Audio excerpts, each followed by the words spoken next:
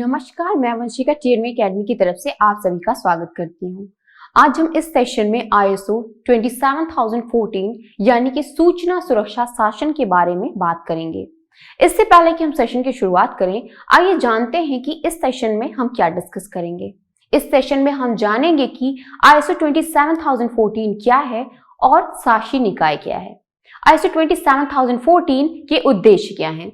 सूचना सुरक्षा के लिए शासन प्रक्रियाओं का कार्यान्वयन ISO NIC 27014 और ISO 27014 को किसे लागू करना चाहिए।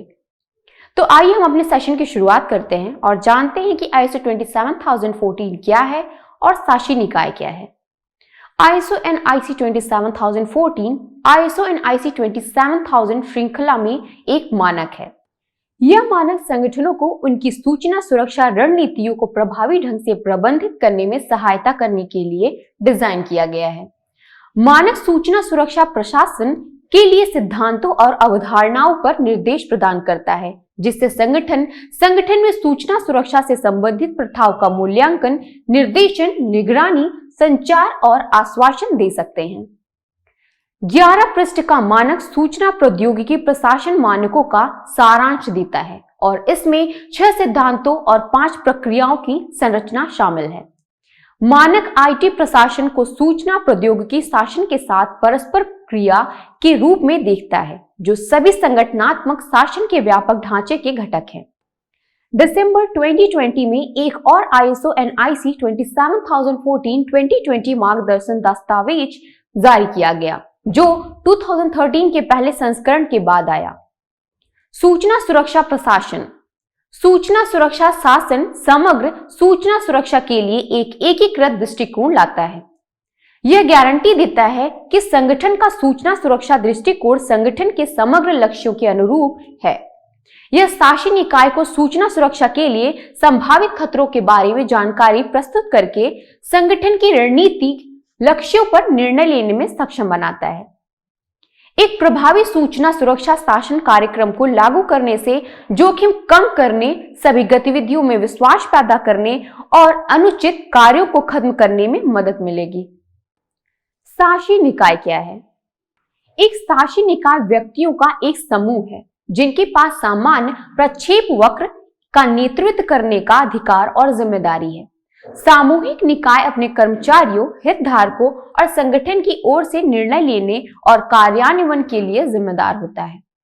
शासी निकाय का प्राथमिक कार्य संगठन के विशेषाधिकारों और हितों की रक्षा करना है, साथ ही संगठन के ढांचे के भीतर काम करने वाले किसी भी व्यक्ति के हितों की रक्षा करना है।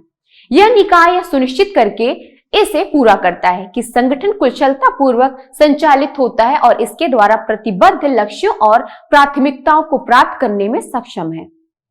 इसके अतिरिक्त शासी निकाय संगठन के वित्त, कर्मियों और संपत्ति के लिए जवाबदेह है। किसी भी संगठन में शासी निकाय की एक प्रमुख भूमिका है। अब यहां हम बताएंगे कि सूचना सुरक्षा शासन के उद्देश्य क्या हैं। सूचना सुरक्षा प्रशासन को यह सुनिश्चित करना चाहिए कि सूचना सुरक्षा उपाय मजबूत और एकीकृत हो। मानक सूचना सुरक्षा शासन के लिए 6 उच्च स्तरीय कार्रवाई उन्मुक्त सिद्धांत स्थापित करता है। इनमें से निम्नलिखित शामिल हैं। पहला, संगठन व्यापी सूचना सुरक्षा स्थापित करें। सूचना प्रौद्योगिकी या साइबर सुरक्षा पर चिंता संगठन के ढांचे और कार्यों में प्रवेश कर सकती है। प्रबंधन के सभी स्तरों में सूचना प्रौद्योगिकी, IT और अन्य कार्यों के साथ जोड़ा जाना चाहिए। शीर्ष प्रबंधन को यह सुनिश्चित करना चाहिए कि सूचना सुरक्षा कंपनी के सामान्य रणनीतिक हितों को पूरा करती है और पूरे संगठन में जवाबदेही और जिम्मेदारी पैदा करनी चाहिए। दूसरा, जोखिम आधारित दृष्टिकोण का उपाय करके निर्णय लें। संसाधन वितरण और बजट सहित सुरक्षा शासन एक संगठन की जोखिम की भूख द्वारा निर्देशित होना चाहिए, जो बदले में एक जोखिम आधारित दृष्टिकोण से प्रभावित होना चाहिए, जो कि ध्यान में रखता है प्रतिस्पर्धात्मक लाभ हानि, विनियामक और देयता संबंधी चिंताएं, परिचालन में देरी, प्रतिष्ठा संबंधी क्षति और वित्तीय घाटा। तीसरा, निवेश निर्णयों की दिशा निर्धारित करें।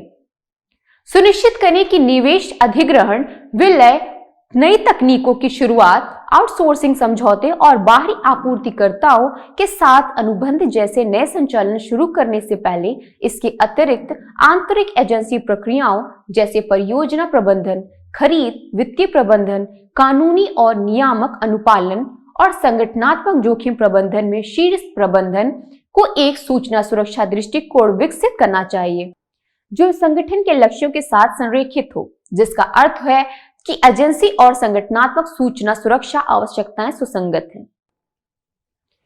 चौथा, आंतरिक और बाहरी आवश्यकताओं के अनुरूप सुनिश्चित करें। बाहरी आवश्यकताओं में आवश्यक कानून और विनियम, प्रमाणन मानक और संविदात्मक दायित्व शामिल हैं। आंतरिक मानदंड एक बड़े संगठन के समग्र लक्ष्यों और प्राथमिकताओं के सबसेट हैं। अनुरूपता स्थापित करने और उस पर नजर रखने के लिए स्वतंत्र सुरक्षा मूल्यांकन आमतौर पर सहमत तरीका है। जांच करके सूचना सुरक्षा प्रथाएं आंतरिक और बाहरी मानकों को संतोषजनक ढंग से पूरा कर रही है। पांचवा, एक सुरक्षा सकारात्मक संस्कृति को बढ़ावा देना। आईएसएमएस में विभिन्न हितधारकों के बीच समन्वय और संरेखण होना चाहिए।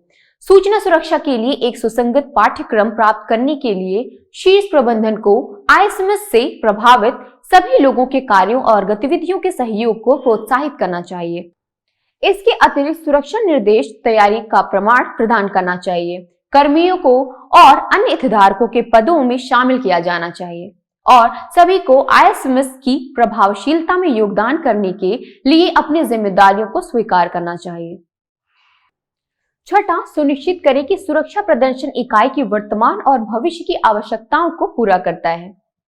सुरक्षा सफलता को न केवल प्रभावकारिता और विश्वसनीयता के संदर्भ में मापा जाता है, बल्कि कंपनी के समग्र लक्ष्यों और उद्देश्यों पर इसके प्रभाव के संदर्भ में भी मापा जाता है। शासन के प्रभावी शीर्ष प्रबंधन को ट्रैकिंग, ऑडिटिंग और सुधार के लिए एक प्रदर्शन माप योजना की अवधि समीक्षा शामिल करनी चाहिए, जो सूचना सुरक्षा को इष्टतम व्यावसायिक प्रदर्शन में बदल देती है। अब यहाँ हम समझ पाएंगे कि सूचना सुरक्षा के लिए शासन प्रक्रियाओं का कार्यान्वयन क्या है। सूचना सुरक्षा प्रशासन प्रक्रियाओं को संगठनों को उनके सूचना सुरक्षा प्रयासों की निगरानी और प्रबंधन में मदद करने के लिए विकसित किया गया है। वे एक निर्वात में मौजूद नहीं है। हालांकि यदि वे प्रभावी होने जा रहे हैं तो उन्हें ISO NIC 27014-2020 के अनुसार शासी निकाय और शीर्ष प्रबंधन 4 शासन प्रणालियों के निष्पादन के लिए जिम्मेदार है। पहला, मूल्यांकन करना। सूचना सुरक्षा प्रशासन प्रक्रियाओं में से एक मूल्यांकन है। मूल्यांकन एक महत्वपूर्ण प्रक्रिया है जिसमें किसी संगठन के भीतर किसी प्रक्रिया या घटक की वर्तमान स्थिति की छानबीन की जाती है। यह निर्धारित करने में मदद करता है कि उस विशेष प्रक्रिया या घटक के साथ सही और गलत क्या है। दूसरा, प्रत्यक्ष दिशा सूचना सुरक्षा प्रशासन प्रक्रियाओं में से एक है। इसमें नीतिगत मानकों और प्रक्रियाओं की योजना बनाना, स्थापना और समीक्षा करना और स्थापित सीमाओं के साथ कर्मियों द्वारा अनुपालन का मूल्यांकन करना शामिल है। तीसरा, निगरानी करना। निगरानी सूचना सुरक्षा प्रक्रियाओं में से एक है। यह प्रबंधन गतिविधियां हैं जो सिस्टम और नेटवर्क की उपलब्धता, अखंडता, प्रमाणीकरण और गोपनीयता सुनिश्चित करती हैं और साथ ही यह देखने के लिए जांच करती हैं कि कर्मचारी उस सिस्टम और नेटवर्क का ठीक से उपयोग कर रहे हैं जो सुरक्षा नीतियों का पालन करते हैं। चौथा, बातचीत करना। जब सूचना सुरक्षा शासन प्रक्रियाओं की बात आती है तो संचार कुंजी है। आपको अपनी कंपनी और इसकी विभिन्न संपत्तियों को सुरक्षित रखने का काम सौंपा गया है, लेकिन यह एक अलग प्रक्रिया नहीं हो सकती है। तो अब इस पड़ाव में हम जानेंगे कि ISO 27014 को किसे लागू करना चाहिए। ISO NIC 27014-2020 निम्नलिखित दर्शकों के लिए लक्षित है। पहला, किसी संगठन की शासी निकाय और शीर्ष प्रबंधन। दूसरा, जो ISO NIC 27001 अनुरूप सूचना सुरक्षा प्रबंधन प्रणाली ISMS के मूल्यांकन, निर्देशन और ट्रैकिंग के लिए जवाबदेह हैं। तीसरा, पहुंच से बाहर होते हैं लेकिन शासन के संदर्भ में होते हैं। यह दस्तावेज सभी प्रकार और आकार के संगठनों पर लागू होता है।